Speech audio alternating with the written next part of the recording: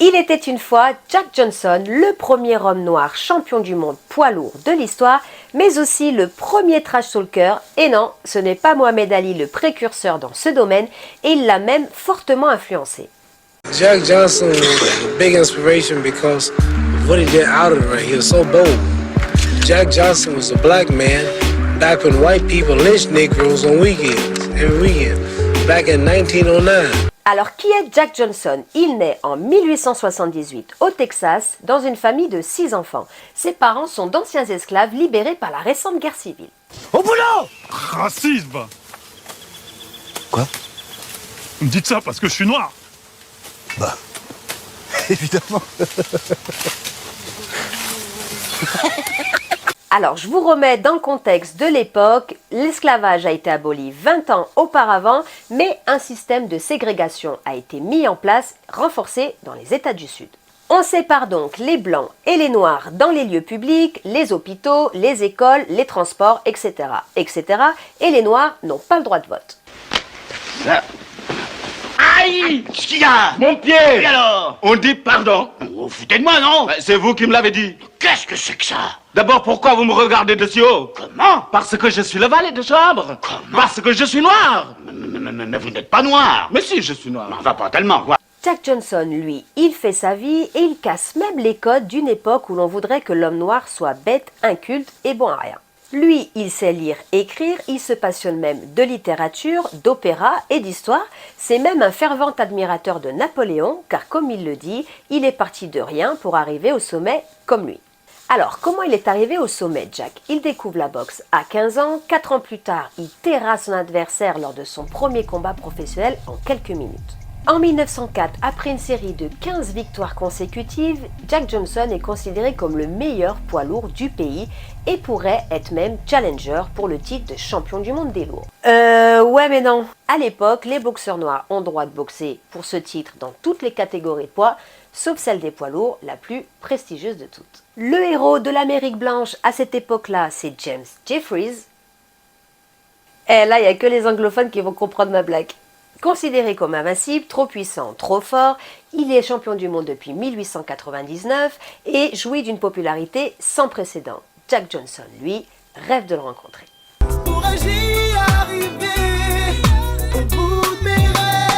En 1905, James Jeffries prend sa retraite. Ouais, il a battu tout le monde et il décide de se retirer et de devenir fermier. Mais avant de se retirer, il fait promettre à ses successeurs de ne jamais franchir la color line.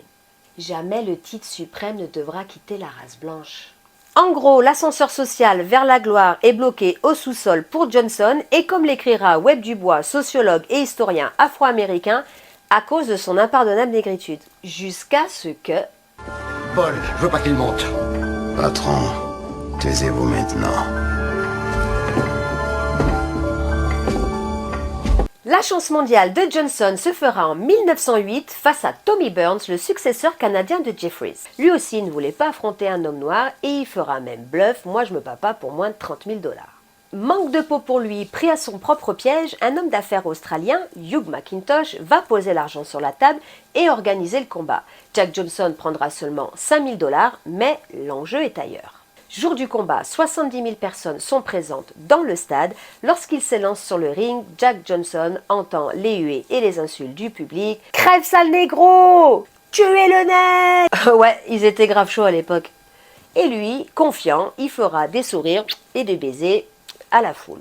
Dès le début du premier round, Johnson joue avec Burns, il l'envoie au tapis d'un uppercut, il peut écourter le combat quand il veut, mais il fait durer le plaisir. Et qu'est-ce qu'il fait? Eh ben il parle à Tommy. Frappe ici Tommy, plus fort Tommy. C'est qui t'a appris à boxer Tommy? Ta grand-mère? À la 14e reprise, la police australienne arrête le massacre. Elle ordonne aussi d'arrêter les caméras. Ce soir-là, le premier documentaire de l'histoire autour d'un combat de boxe était tourné. Mais là, il ne doit pas y avoir de témoin au triomphe d'un boxeur noir. Coupé! Si t'es nul, on la garde. Cette victoire est un symbole pour le peuple noir, une humiliation pour celui des Blancs. Pour conforter ce titre, Johnson va devoir affronter Jeffries. Le retraité, plus de 100 000 $ vont lui être proposés pour rendre l'honneur aux Blancs. Il n'a pas combattu depuis 6 ans, mais il est désigné comme le grand espoir blanc.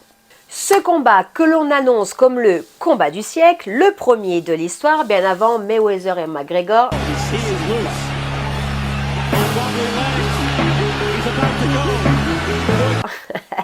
Je rigole, bien avant Joe Frazier et Mohamed Ali, ce combat Johnson va le préparer seul car il ne veut pas qu'on lui reproche d'avoir été entraîné par un blanc. Jeffries a demandé qu'il n'y ait pas de poignée de main au début du combat comme le veut la tradition car il ne veut pas se salir avec un nègre. Johnson dira « il ne veut pas me causer, eh ben moi je vais le causer sur le ring ». Jour du combat à Reno au Nevada, organisé le 4 juillet 1910, jour de la fête nationale américaine. Bien évidemment, le public acquis à la cause de Jeffries est déchaîné.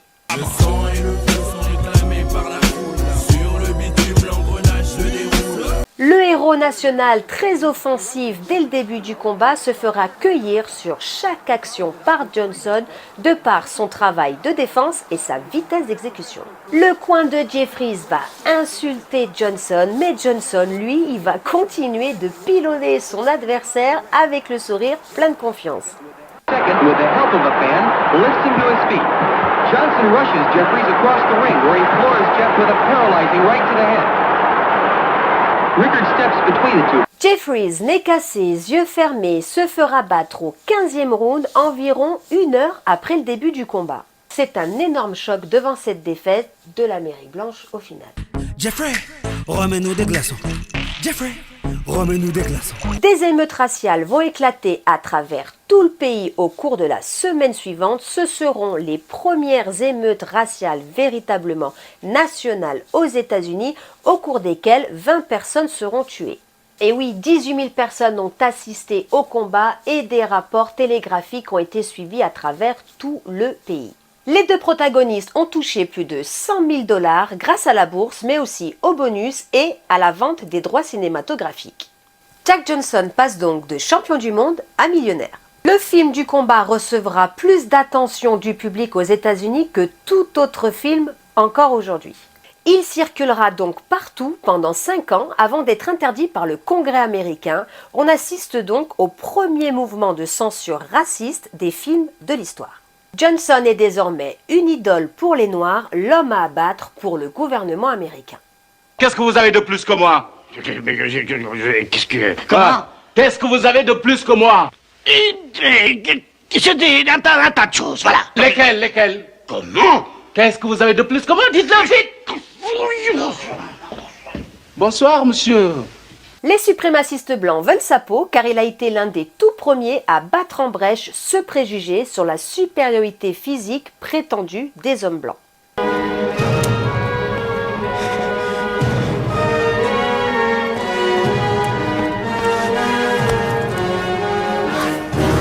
C'est con, nègre, t'es justement tombé sur le mauvais cheval. Il affiche un style de vie provoquant pour l'époque, il aime les femmes blanches, les voitures de luxe, l'alcool et les bordels.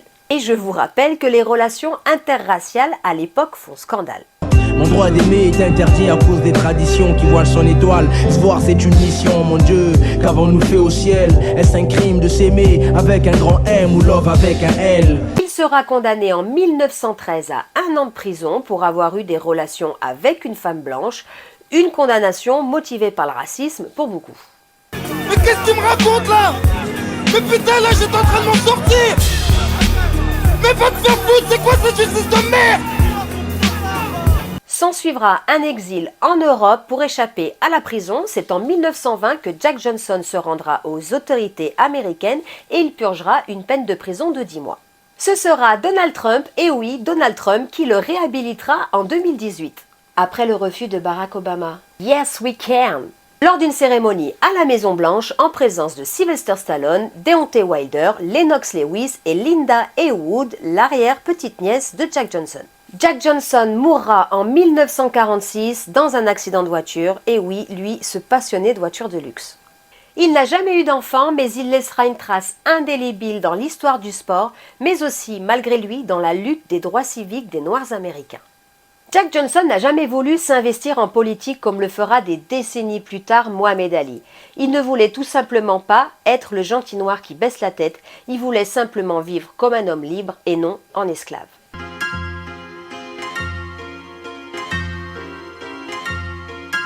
Nous son qui met la pression. Garçon, faut l'oppresser contre la répression.